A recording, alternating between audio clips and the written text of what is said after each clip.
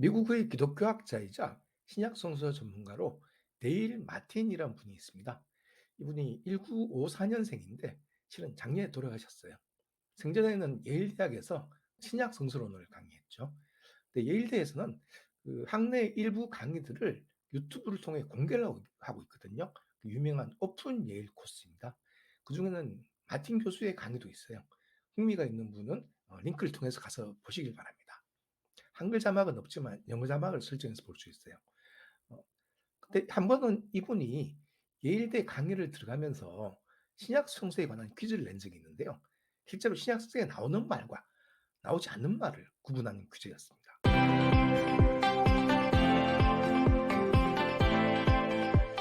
안녕하세요. 곽 작가입니다. 오늘도 제 채널을 방문해 주셔서 감사합니다. 데일 마틴은 그 미국 성공의 신자이고 또 예일대 교수였습니다. 기독교 역사학자이고 특히 신약 성서에 밝은 사람이었습니다. 그리고 기독교인이지만은 성서에 대해 신학적으로 접근하기보다는 역사적으로 접근하는 그런 학자 중에 하나였고요. 20세기 후반 들어서 점점 강해지고 있는 경향이죠. 어, 데일 마틴 교수의 신학 성서 강의는 책으로도 나와 있습니다. 우리나라에도 나와 있는데요. 신약 읽기라는 제목으로 나와 있어요. 꽤 두껍고 가격도 25,000원입니다. 그러니까 싸진 않죠. 하지만 두께에 비해서는 비교적 슬슬 넘어가는 편이에요. 시간 있는 분 한번 찾아서 보세요. 가격이 부담스러우시면은 동네 도서관에도 가끔 있습니다. 저도 도서관에서 빌려봤어요. 음, 앞에서 제가 말씀드렸고 또 지금 제가 인용할 퀴즈 문제도 이 신약 읽기라는 책에서 나오는 겁니다. 그런데 이제 문제들을 보면은 그 성서 좀 읽는 사람들도 좀 아리까리다 하는 문제들이 꽤 있더라고요. 저는 이런 그 계기가 우리가 이제 성서에 대해 갖고 있는 이미지와 실제 성서에 나온 말의 차이를 깨닫게 해줄 뿐만 아니라 우리가 기독교에 대해 가지고 있는 이미지와 실제 기독교의 차이에 대해서도 시사하는 바가 있다고 생각합니다. 본론으로 들어보죠. 퀴즈의 문항은 모두 13개입니다. 마틴 교수가 말하는 다음 사항이 신약 성서에 등장하는지 안 하는지, 등장하면 네, 등장하지 않으면 아니오로 대답해 보세요. 음. 첫 번째 문제입니다. 원죄 없는 잉태라는 개념이 있는데요. 이거 이제 가톨릭 신자분들은 잘 아실 겁니다. 개신교에서는 잘 사용하지 않는 말 같은데요. 영어로는 이제 그 immaculate conception이라고 하고요. 원래 라틴어입니다. immaculata conceptio 이렇게 말하는데요. 어, 마리아가 예수가 아닙니다. 음, 예수를 낳은 마리아가 잉태될 때 하나님의 가호를 받아서 원죄 없이 태어났다는 겁니다. 그러니까 마리아는 인간이라면 누구나 갖고 있는 그 원죄가 없는 상태로 태어났다는 거죠. 이게 가톨릭의 중요한 교리 중에 하나입니다. 가톨릭의 마리아론이죠, 일종의. 음, 이거는 이제 가톨릭 신자라면은 무조건 믿어야 되는 겁니다. 이걸 아니라고 가면 가톨릭 신자가 아닙니다. 다른 말로 이제 무염시태라고도 하기도 하는데요. 하여튼 그렇습니다. 근데 이게 신약 성서에 나오는 개념인가요? 용어는 등장하지 않는 게 확실한데 신약 성서에 나오는 개념인지 좀 아리까리하죠. 두 번째 문제입니다. 이 말이 신약 성서에 나옵니까? 사랑은 모든 것을 덮어주며 모든 것을 믿으며 모든 것을 소망하며 모든 것을 견뎌냅니다. 2번 문제입니다. 3번 문제. 어, 예수 탄생지에 동방박사, 3명의 동방박사가 찾아갔다는 이야기가 신약성에 나옵니까? 네 번째, 네 번째 문제입니다. 생산물을 배분할 때 가장 바람직한 것은 각자 능력에 따라 가져가는 것에서 각자 필요에 따라 가져가는 걸로 하는 게 맞다. 이런 말이 신약 성서에 나오나요? 다섯 번째, 삼위일체 개념이 신약 성서에 나오나요? 여섯 번째, 너는 베드로이니 내가 이 반석 위에 교회를 세우리라 라고 예수가 말했습니까? 여섯 번째 문제입니다. 일곱 번째, 베드로는 로마에서 교회를 세웠다 란 말이 신약 성서에 혹시 나오나요?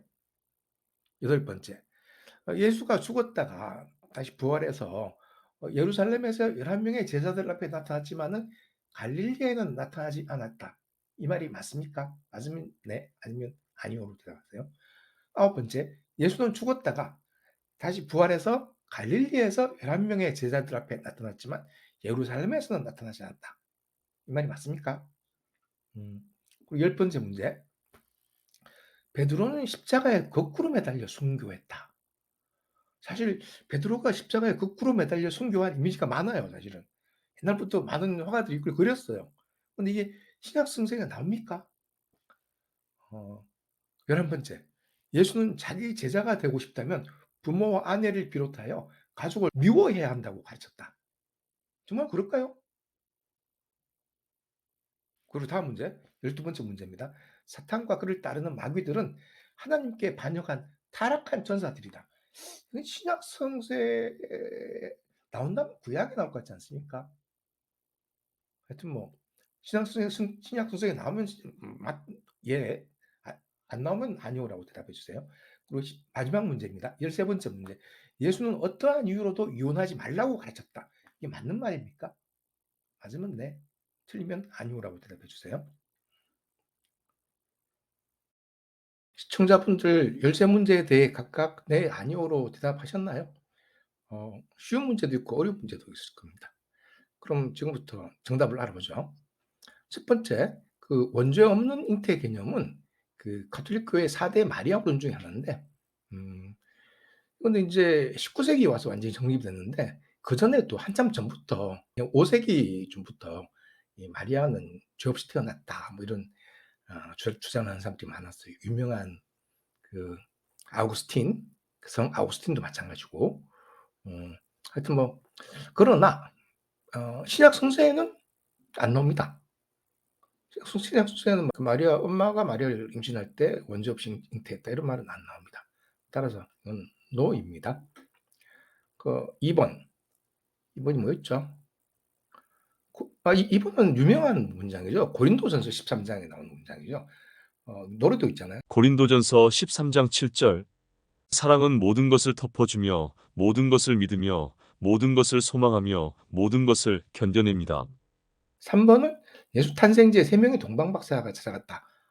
이거는 사실이 아닙니다. 지난번에도 제가 방송한 적이 있는데요. 이게 이제 마태복음과 누가복음의 짬뽕이에요. 마태복음에 따르면 예수 탄생지에 동방박사들이 찾아갔는데요. 3명이란 말은 안 나옵니다. 이게 선물을 3가지 했는데요. 유향과 모략과 황금, 선물 3가지 해서 사람들이 동방박사도 3사람이 아니었나 뭐 이렇게 착각하기도 하는데 사실이 아닙니다. 그리고 4번 생산물을 배분할 때 각자의 능력에 따라 해서 각자의 필요에 따라서 이거는 뭐 신약성서에 전혀 안 나오는 말입니다. 이건 칼 마르스의 그 독일 이데올로기라는 책에 나왔던 것 같아요. 그리고 5번째 삼위일체. 하여튼 이건 하여튼 이 문제들은 제가 낸 게 아닙니다. 그 데일 마틴 교수가 낸 겁니다. 5번째 삼위일체. 삼위일체는 성서에 안 나옵니다. 뭐 삼위일체를 추정할 수 있는 문장들이 몇 개 있다고 하는데 구체적으로 삼위일체를 언급한 문장은 하나도 없습니다. 신약 성서건 구약 성서건. 그리고 6번째, 너는 베드로이니 내가 이 반석 위에 교회를 세우리라. 이게 재밌는 말인데요. 이제 마태복음 16장 18절에 나와요. 내가 너에게 말한다. 너는 베드로다. 내가 이 돌 위에 내 교회를 지을 것이니 지옥의 문이 이것을 이기지 못할 것이다. 이렇게 쓰여 있어요. 이거는 이제 쉬운 성경에서 인용한 건데요. 여기 너는 베드로다. 내가 이 돌 위에서 이렇게 돼 있잖아요. 이게 재밌는 문장인데요.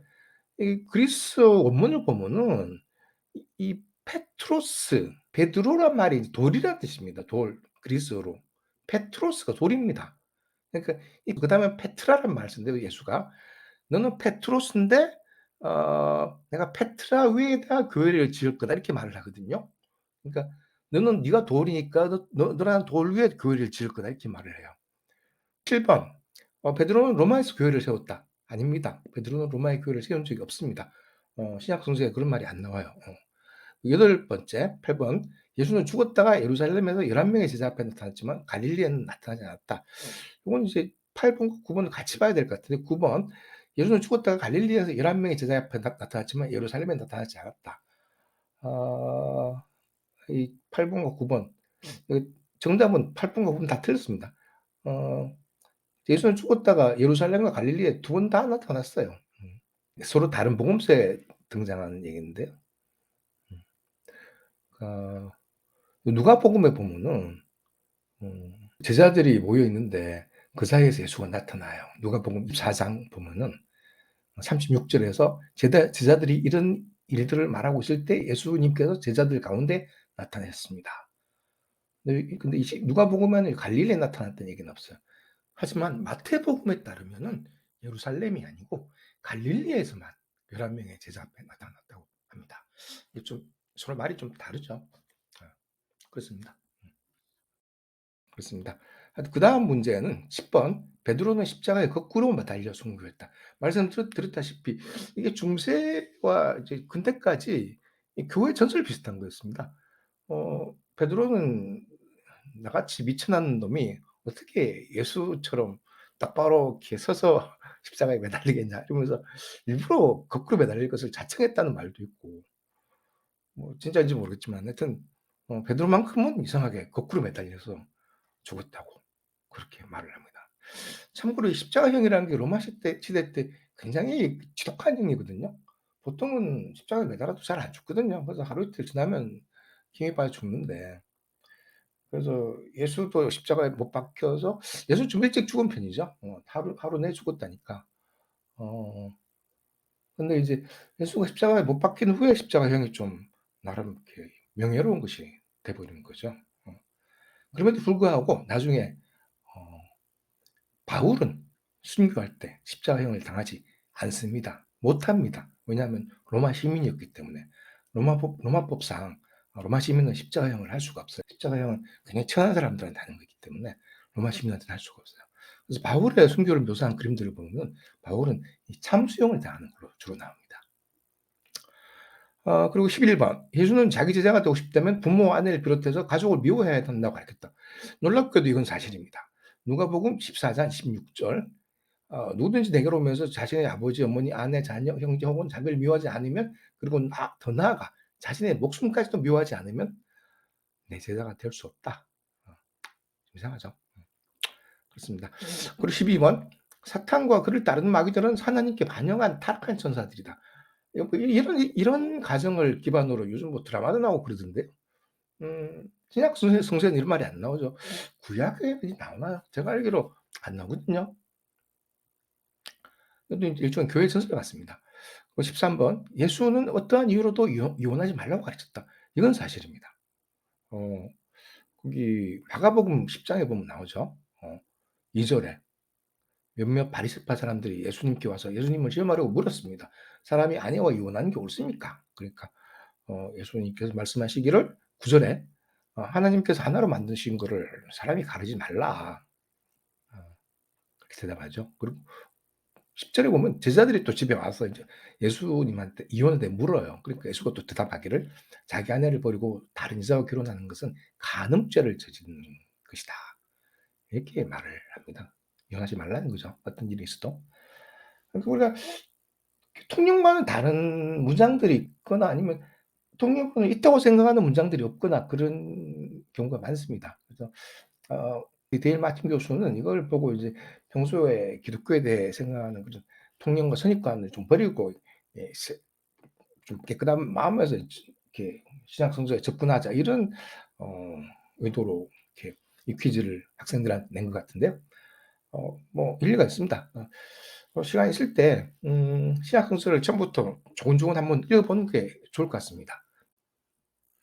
여기까지 시청해 주셔서 감사합니다. 재밌게 보셨으면은 구독과 좋아요 부탁드립니다.